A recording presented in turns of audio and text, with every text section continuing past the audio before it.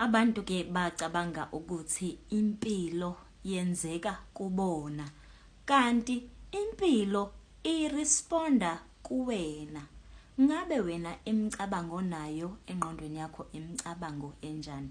Ngabe ucabanga ukuthi la emhlabeni zelo uzohlupheka impilo inzima? Impilo izoresponda kuwena ngokukukhombisa lokhu wena othi ufuna ukukubona noma lokhu ocabanga ukuthi kuyiqiniso ngawe nesimo sakho.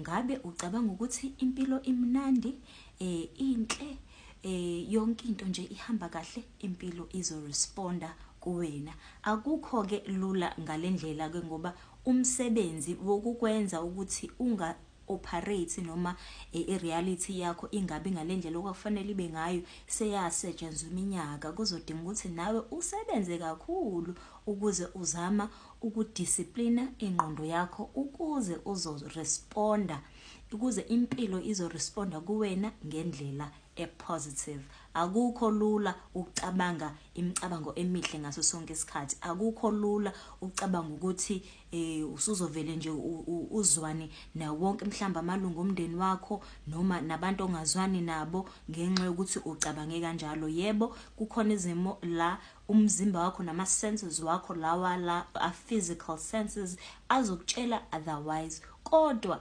okubalulekile ukuthi impilo izoresponda kuwena ngendlela ucabanga ngayo, ngendlela ozizwa ngayo. Ultimately ezodetermine ama-actions wakho.